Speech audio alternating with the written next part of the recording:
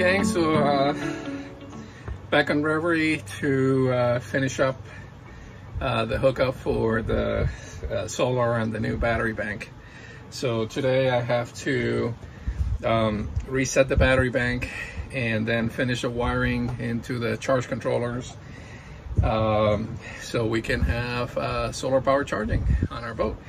And I brought in the Bluetti so I can hook up the additional wiring and test the charging capabilities on that MPPT controller. So let me get working on that. All right, so Reverie came with this big box with two big batteries. These are 12 volt, 100 amps. These are from 2016. And we were able to kind of revive them and keep them going for the time that we've been using Reverie. So you can see my setup here had a little charger, Victron IP65 15 amp charger that was basically keeping this battery's charge. It was connected to 110, so when we're in shore power, they were charging from the charger, and when we're running, they're charging from the alternator.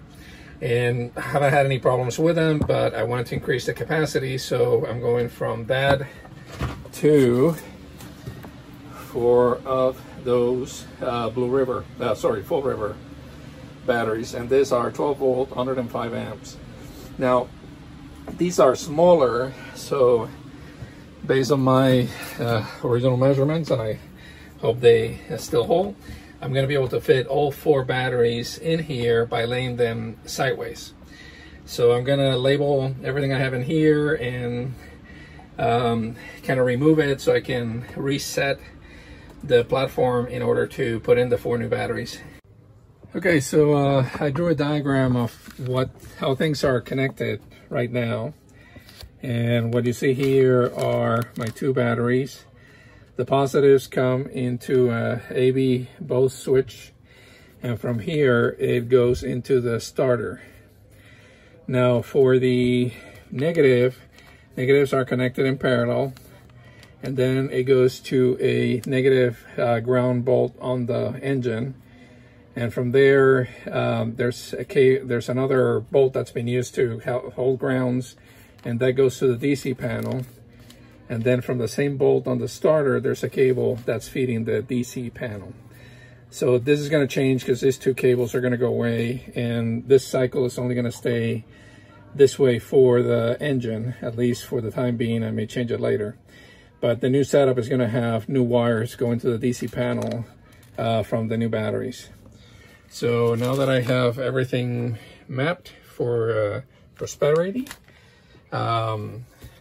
I'm going to go ahead and start removing the batteries and get things ready for the new setup. Whew, hot here. I had to turn the shore power back on to put the fans on. It's the middle of December, folks, and it's 81 degrees in Florida, which is unheard of. So I'm here baking inside the boat, trying to get this project done so I can get the electric completed. But after cleaning the battery compartment, it actually it's working as planned. So let me show you. So where I had the 4 batteries before, these Full River batteries are basically the size of a lithium battery. Even though they're AGMs, they're a little heavy, which is fine. But what I was looking for is being able to fit the space, and to make things better, it's going to fit perfectly. It's going to give me plenty of room to keep cables away from each other, and I'll put a divider here in the middle once I get things wired up. So if for some reason the batteries come loose,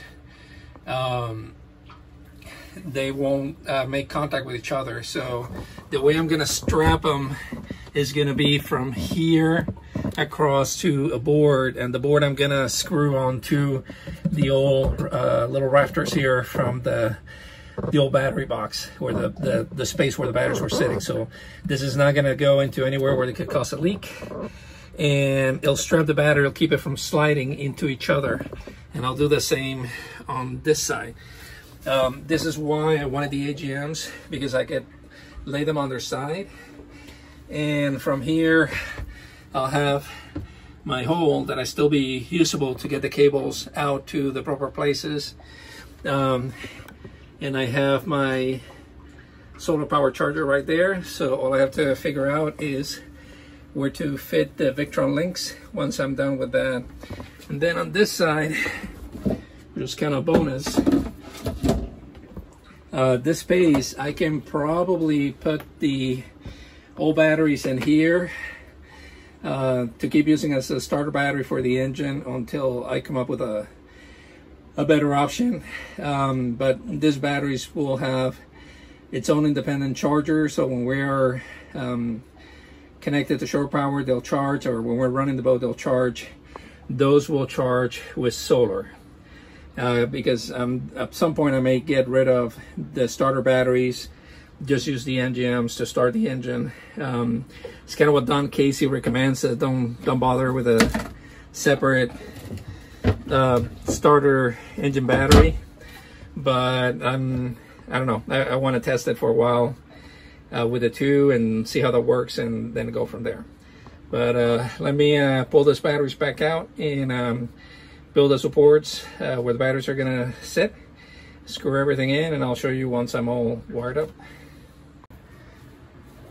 All right, so I got my board put in. So now I have a nice flat surface, and I screw that to the box. So when I strap the batteries to the side, I shouldn't have any movement when we're sailing or heeling, or if for some reason we get knocked over, we shouldn't have any problems with the batteries coming out of the box. Plus, the top lid is latch on 4 points, so that's going to provide an additional level of safety. So let me keep going here with the hookup for the straps, and I'll show you more in a few seconds. So as I mentioned, with this AGMs, because of the size, there's the size of a lithium battery, now I can put them in, I can put 4 where before there were 2. So now they're strapped securely. The bottom strap holder and the top strap holders provide resistance, so if the boat is heeling or going up in waves, that's going to keep the batteries in place with the strap nice and tight.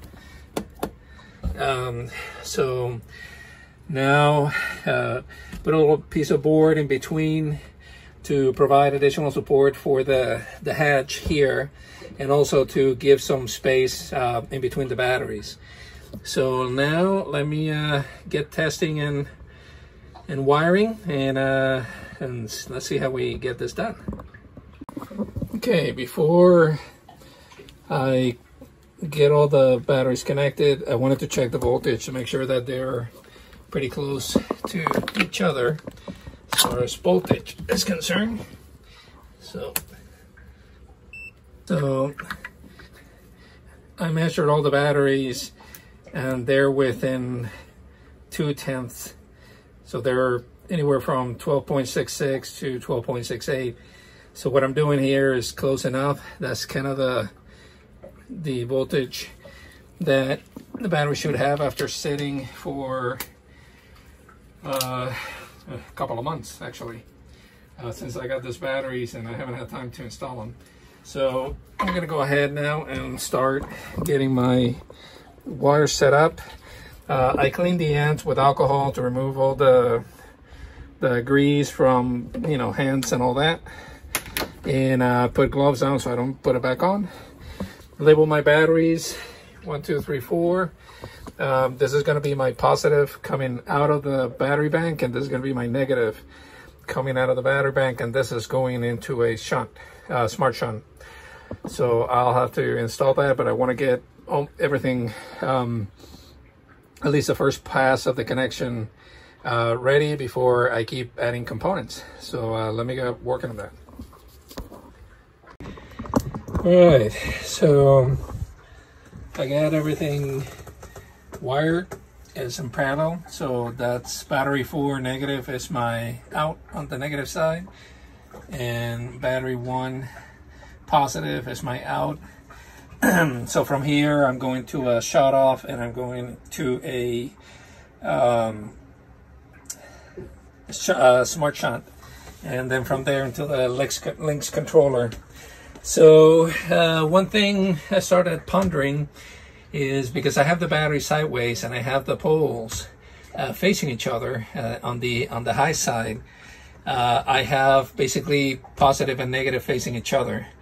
So if something ever went really wrong, I'm gonna have a lot of sparks. So what I decided to do is, I have a big piece of neoprene, 1/4 inch. So what I'm gonna do is I'm gonna cut a piece of it and put it on top to create basically a skirt. I think the neoprene would be cool because it's nice and rubbery. I can just cut a strip and just basically fold it on top like this, and that would protect if these two ever slide into each other for whatever major catastrophic failure. There would be something in here. This is what our battery bank looks like. So I have the 4 full river DC 105 12 volts.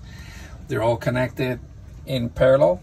I put a piece of neoprene in between the batteries, and it's held by the pressure of the lid, so it's easy to remove. But what it does is, if my straps fail completely and the battery manage to jump and slide, it's not going to make contact, because across from one another you're going to have a positive to a negative, and that would create a lot of sparks. So kind of a safety precaution, and a nice and clean setup on the house bank. And last but not least, put some light down here. So what I did is I took the 2 batteries that were the house and starter batteries and just moved them over to this compartment and strapped them in. They're hooked up in parallel. So I really don't need this much just for an engine starter battery, but I figure since I have them and they're working, might as well just keep them. And when they die, then I'll replace them and just put 1 battery. But for the time being, it kind of gives me some extra redundancy in case I need it. But I like the fact that I can keep everything connected. And this is the battery switch for the engine batteries. All right, gang, that's it for the solar and electric setup for Reverie. It took a while to get everything kind of put together with all the wiring and all that, but I'm pretty happy that it's done. I have plenty of power now to run Reverie and run all the systems. So next, get the autopilot, get the chart plotter. So I'm gonna start working on the installation for those. And I still have the plumbing to finish. I think once the plumbing is done, then we can start cruising, because we'll be able to be pretty self-sufficient at that point. So we're definitely looking forward to wrapping this thing up, at least all the big projects, the little projects we can do as we go. So thank you for watching. If you have any questions, please feel free to post them on the video below in the comments. I'll be happy to answer whatever I can. And I'll share the information on the systems that I'm using on Reverie. Hopefully they'll help you with your projects. If you like our channel, please subscribe. We'll keep posting all the different components of a refit into Reverie and sharing that information with you. So with that is January 1st, 2022. So Happy New Year to all of you. And hope you have a great year in 2022. Talk to you soon.